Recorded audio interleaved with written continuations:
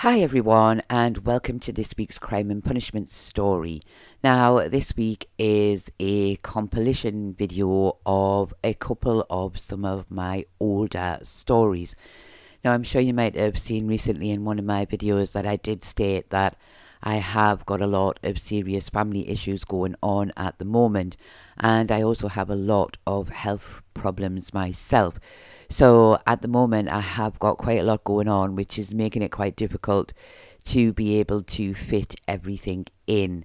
It's quite difficult to find the time to do everything. So I did say that there may be a possibility that I would have to do a little compilation video once or twice here and there just to sort of have something to post, because I want to still share stories with you on Thursdays and Sundays, but it's just because obviously I haven't really had time to do anything new.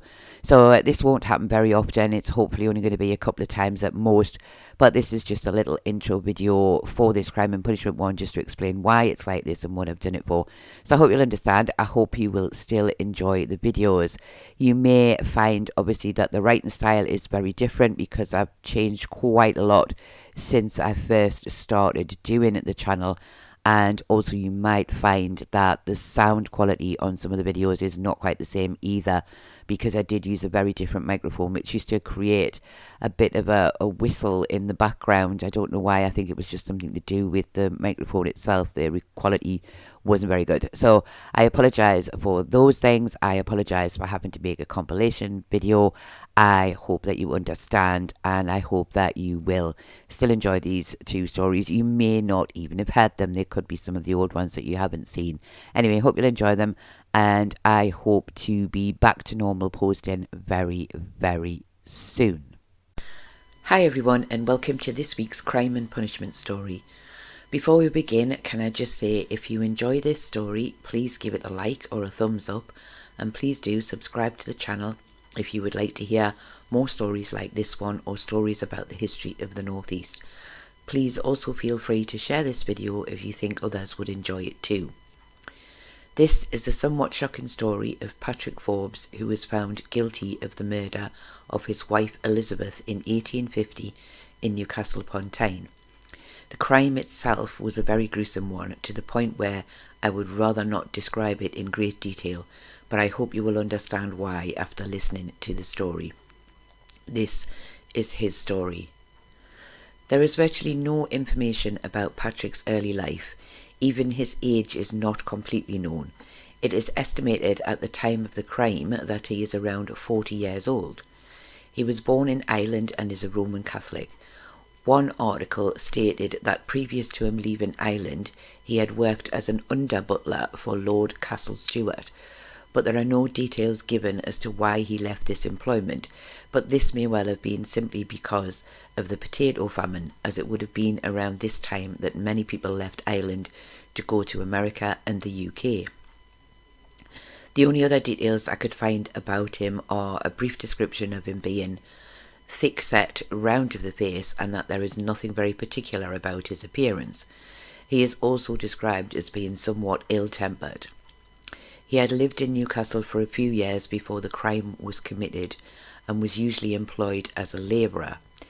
It is said that he is an intelligent man, able to read and write quite well, but that he is prone to heavy drinking and has been arrested a few times for drunkenness and disorderly conduct since moving to the area. Elizabeth, his wife and also the victim, comes with even less information. There are no details of her early life, and her age is only estimated as around 30 years. The details of her marriage to Patrick are also unknown, but of course if they were married in Ireland and moved to Newcastle just a few years before 1850, their details would most likely have been lost, which just basically means that I am not able to find them. Elizabeth is also known to be a heavy drinker. They had at least 4 known children together.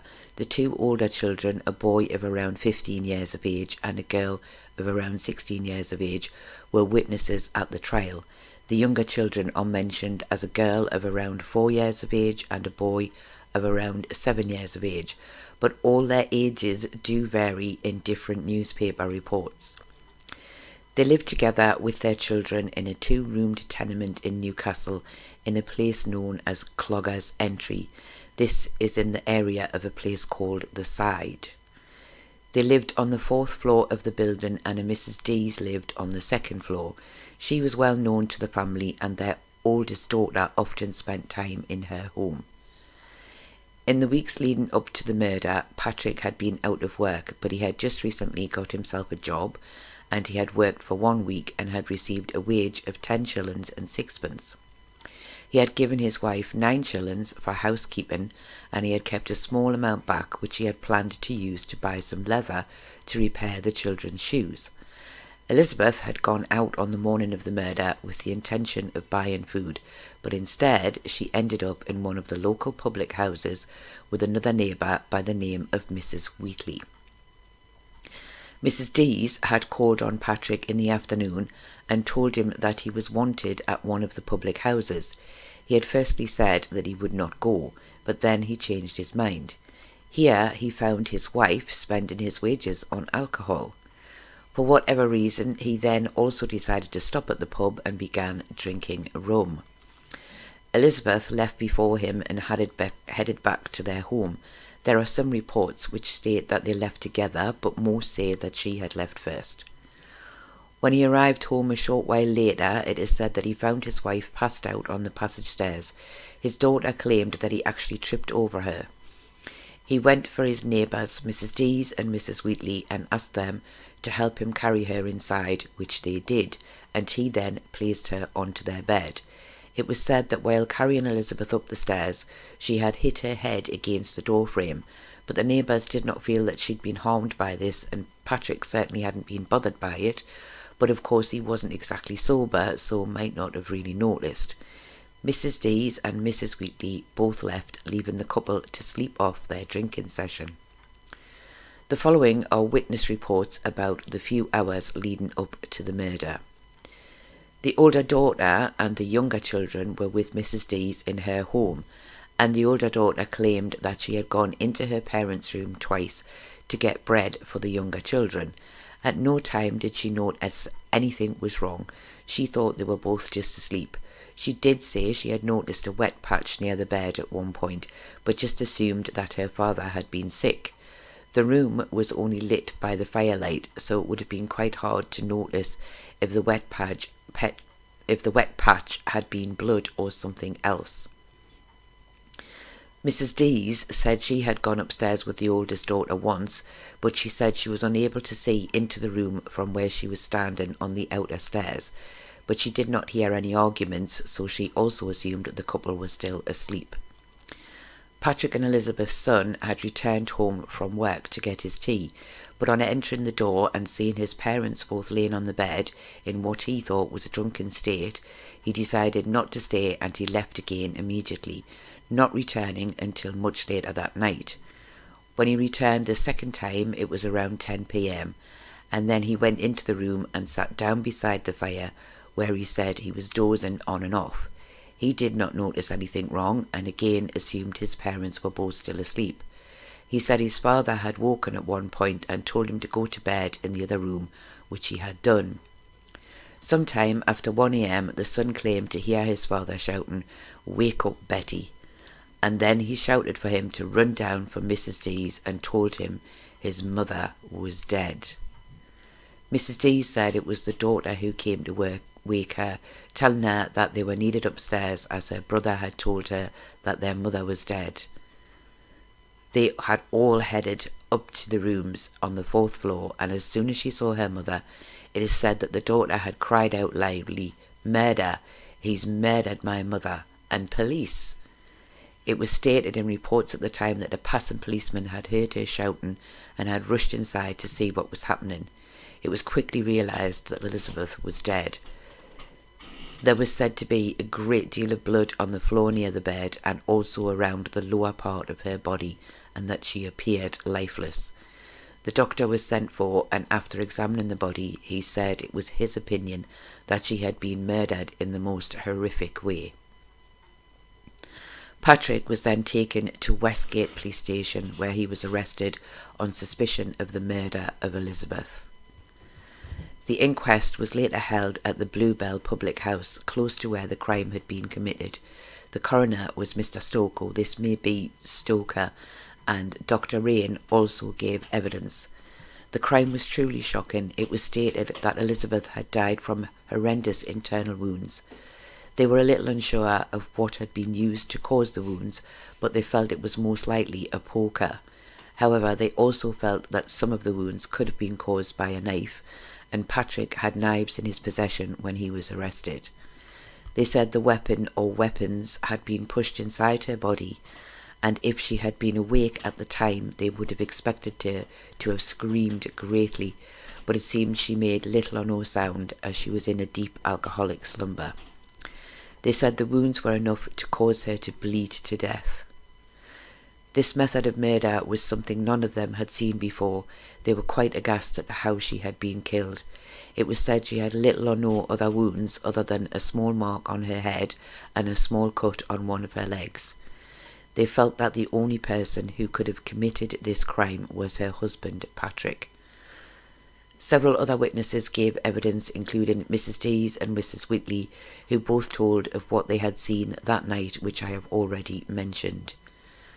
Patrick, it seems, had no memory of the fateful night at all, and could not remember inflicting the injuries on his wife. Although he said that he loved her and that he had no intentions of hurting her, there was much talk of Patrick and Elizabeth fighting on numerous occasions, and that Patrick had often been known to hit her, especially when they had both been drinking. One witness said Elizabeth was afraid of Patrick and that she often came to his house to hide from him. He also claimed that he had previously heard Patrick threaten to do for her. The jury at the inquest quickly found him guilty of willful murder, and Patrick was committed for trial and was taken to Newcastle prison. The trial took place in late July of 1850 before Mr. Justice Whiteman. Patrick had always said he was innocent, and he still said this now and pleaded not guilty. He was described as being pale and weak and seemed to have a great difficulty standing. It was also mentioned that he was 46 years old, which is a little older than the first estimate of around 40. During the trial, it was stated that Patrick was indeed a violent man, having once attacked his own daughter so badly that the girl now walked with a limp. However, his daughter and the other children all seemed to care for him very much, and all appeared distressed throughout the trial. The defence had attempted to have the charge reduced to manslaughter, as they said it had not been premeditated, and also as he had been very drunk at the time the murder was committed, he could not have known what he was doing. However, this was not accepted. There was no further information at the trial that is different to what I have already said from the inquest. His two oldest children and neighbours all gave evidence again, similar to what they had given previously.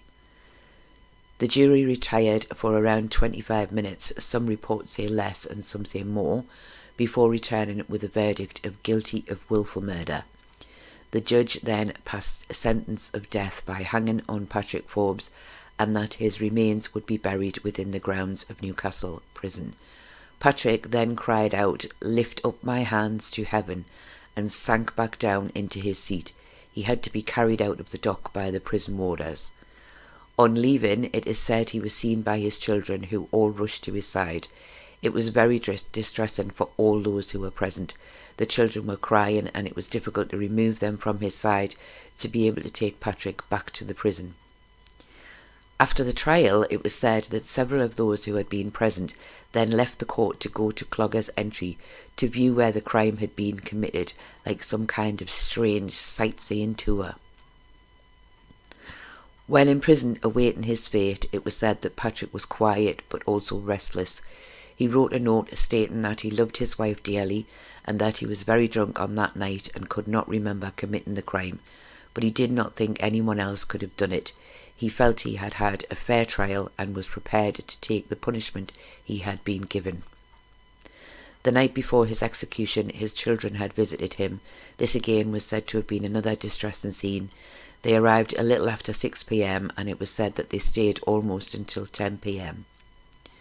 Patrick had also been visited daily by the Roman Catholic priest, and it was said that Patrick had not eaten meat since the Sunday before the execution, almost around a week, which was said to be in penance for the crime he had committed.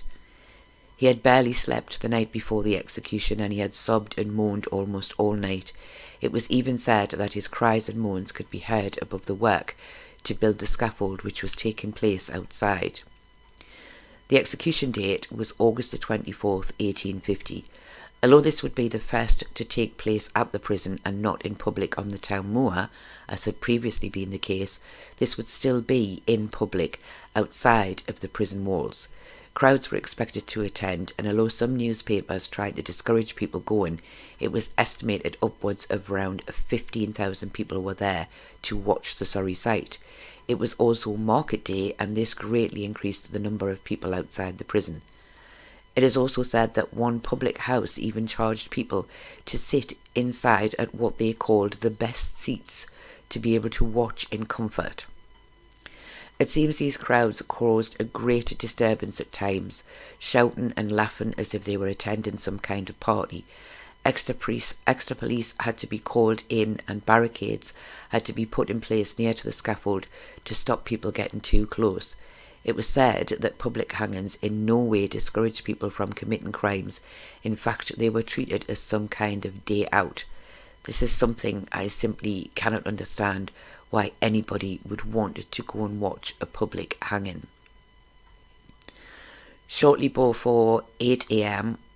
on the day of the execution, the hangman, a man named Howard, arrived at the room where Patrick had been taken to from his cell and pinioned Patrick's arms, which means they were tied at the wrists, and he was taken from here to the outside of the prison where the scaffold had been erected.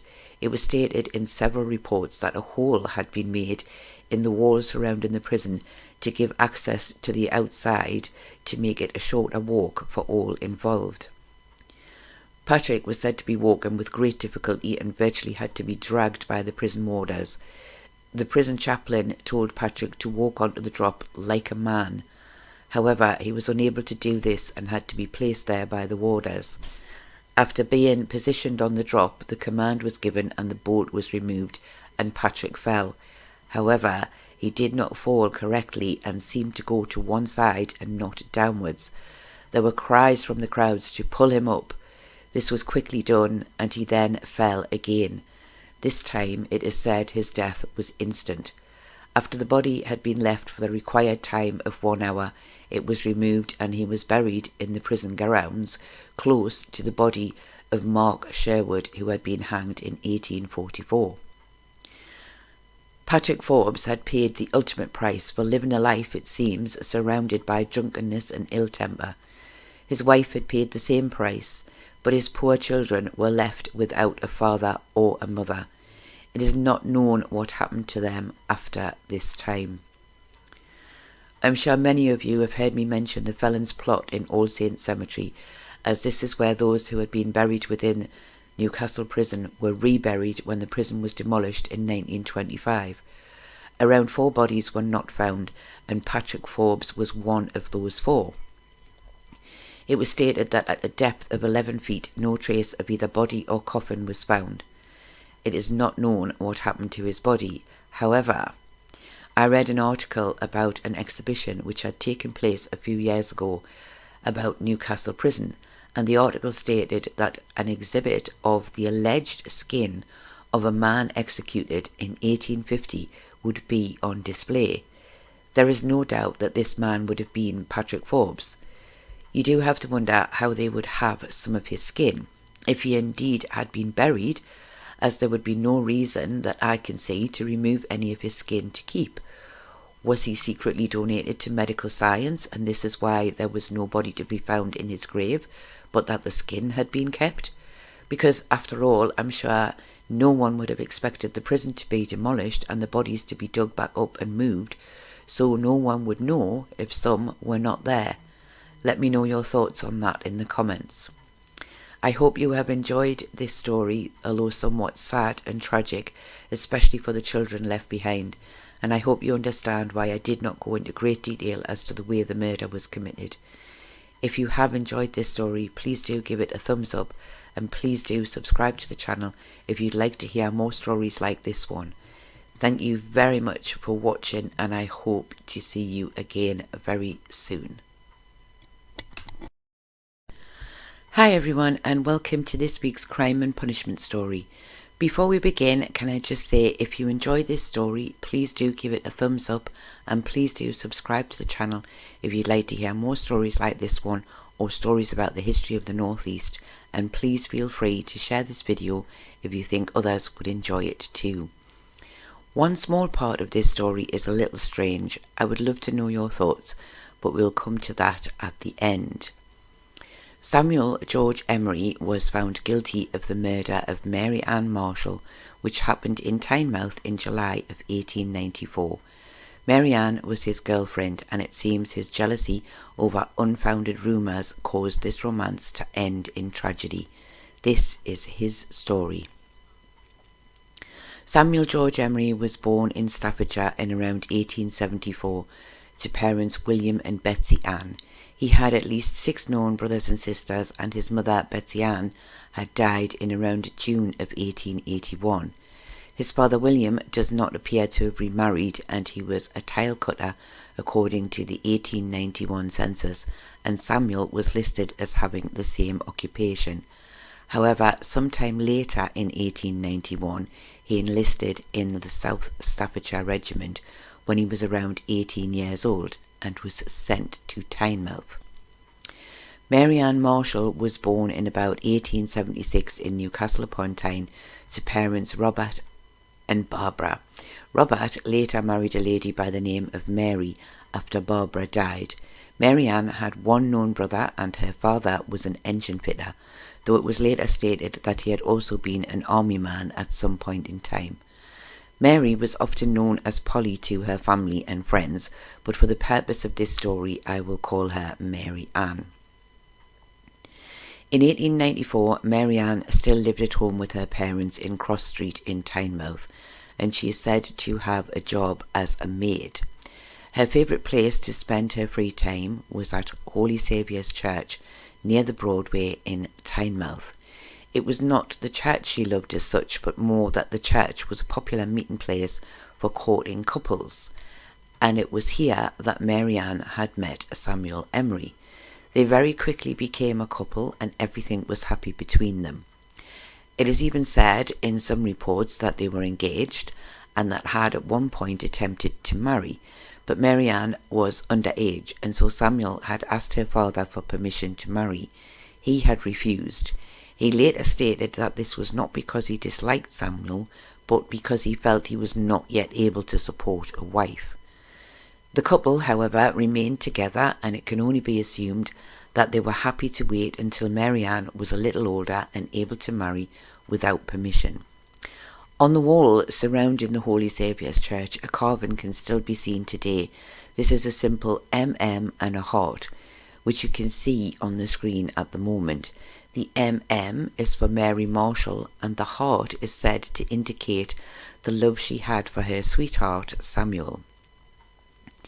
But sadly, their happiness was not to last, as Samuel was posted to a location near York in the springtime of 1894, leaving them separated for long periods of time.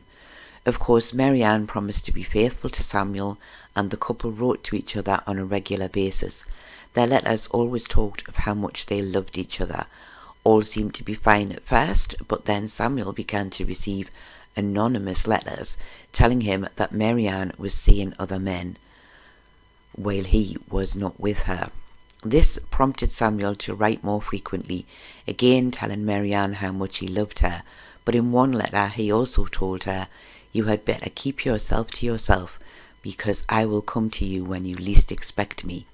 He also suggested to her that he had a friend in the area who was keeping a close eye on her.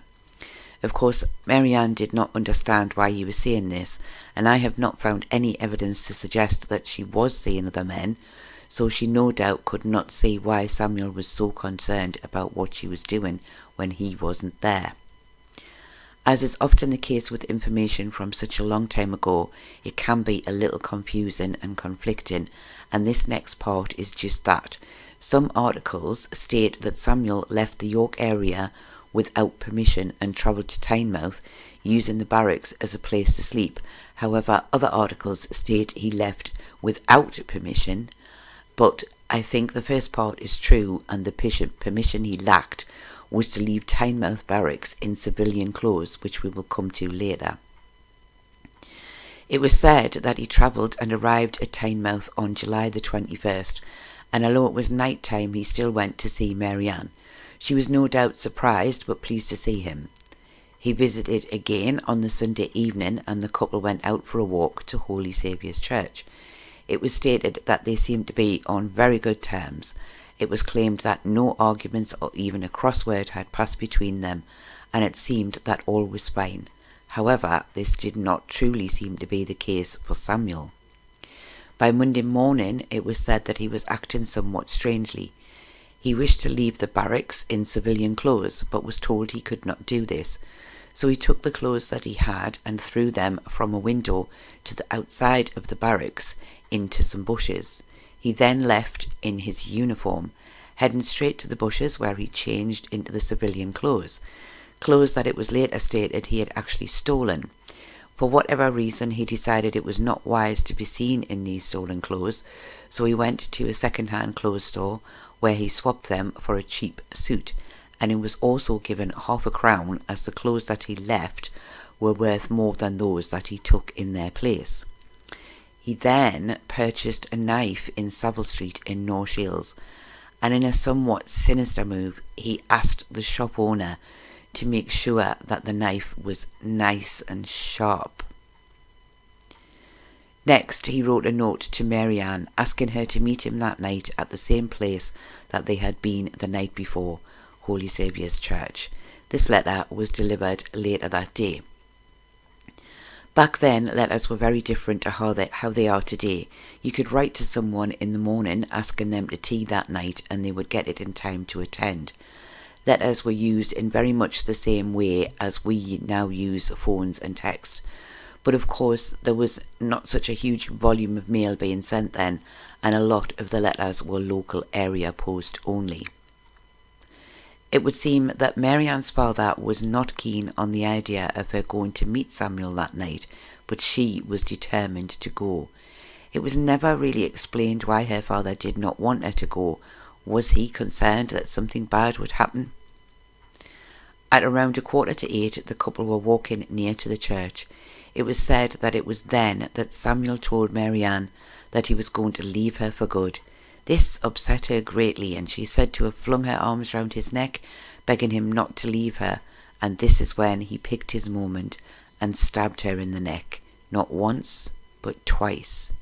She screamed and tried to fight off his attack, but to no avail, and after leaving her for dead, he fled from the scene.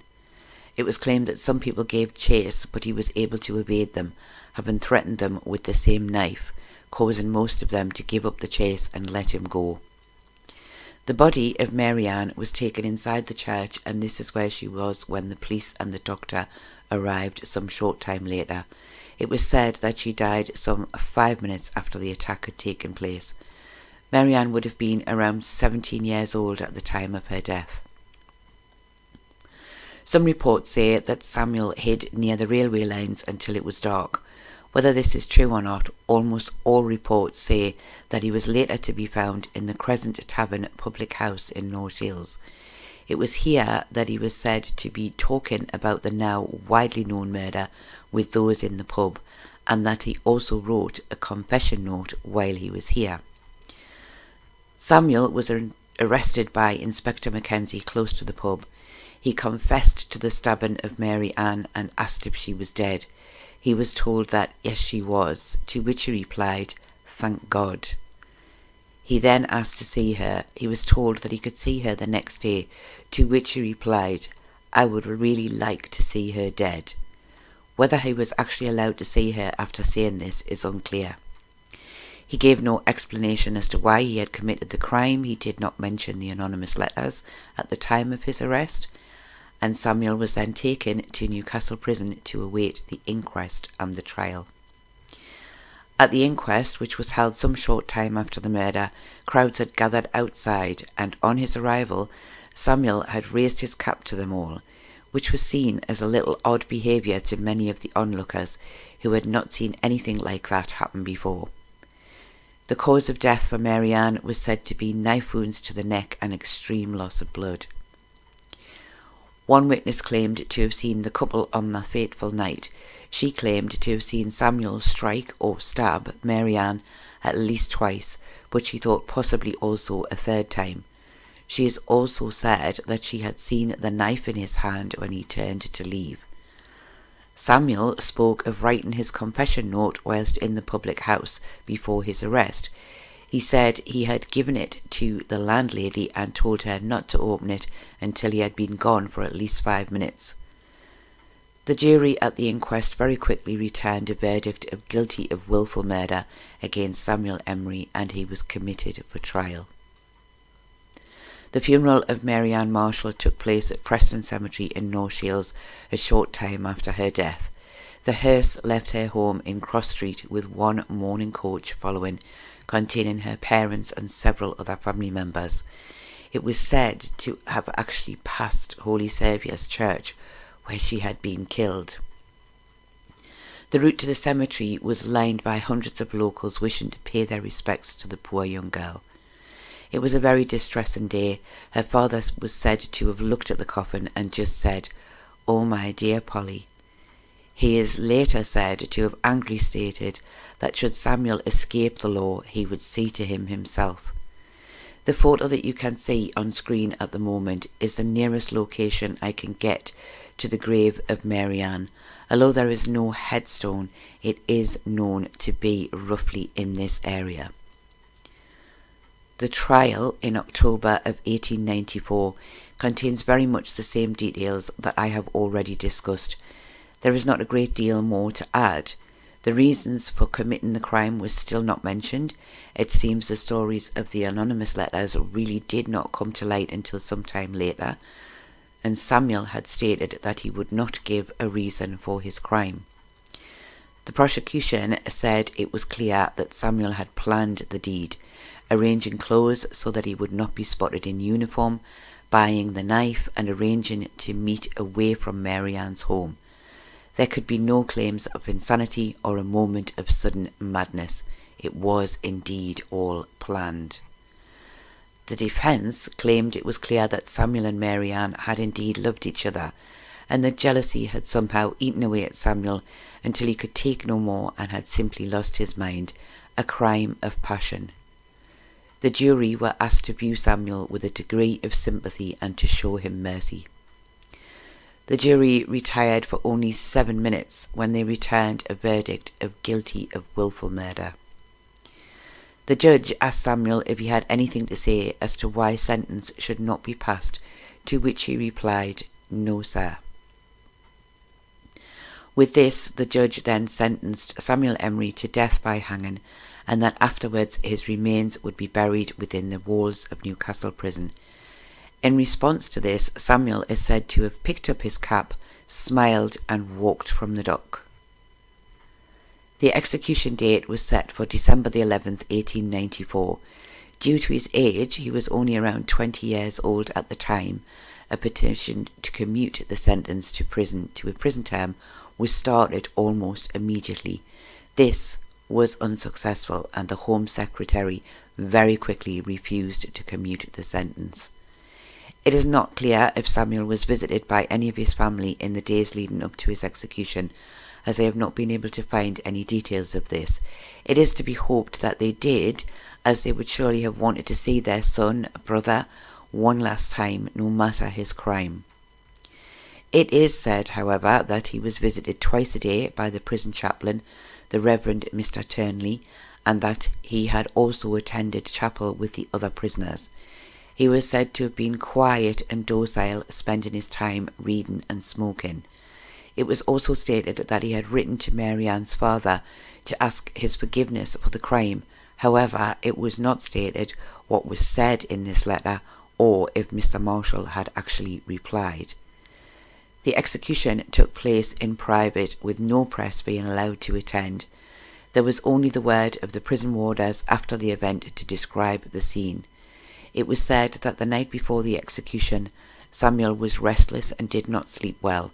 At 6 a.m. he dressed and spoke with the chaplain, where he was keen to confess his crime and expressed great regret. It was also said that he seemed to long for his own death. The executioner, Mr. Billington, pinioned Samuel, which means his arms were tied at the wrists, and he was said to explain later that Samuel appeared somehow pleased to see him, and that he had never dealt with a prisoner quite like that. Samuel walked firmly to the scaffold. He did not stumble or falter, and he even raised his own head for the rope to be adjusted.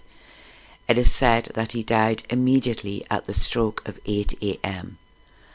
After the usual length of time, bodies were normally left for 1 hour. His body was removed and taken for burial within the prison grounds. Samuel had paid the ultimate price for the killing of the girl he claimed to love so very much, due to his uncontrollable jealousy.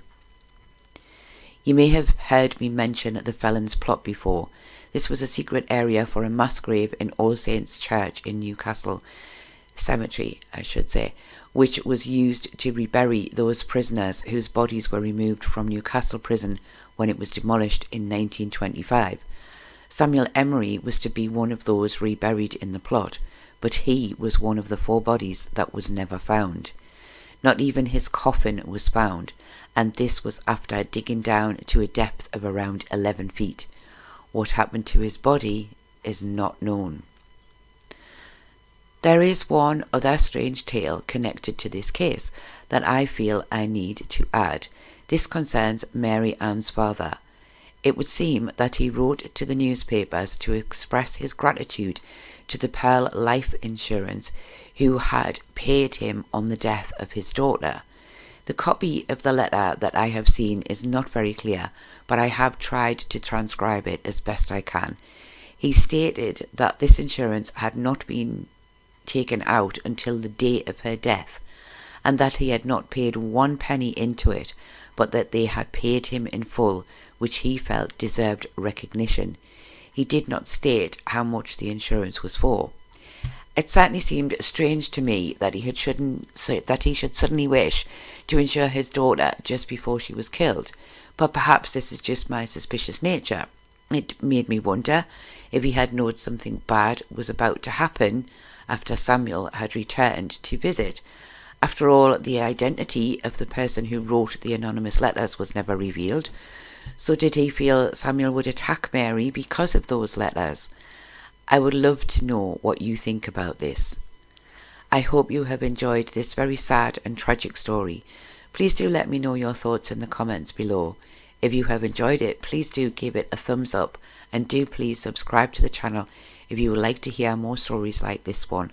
Thank you all for watching, and I hope to see you all again very soon.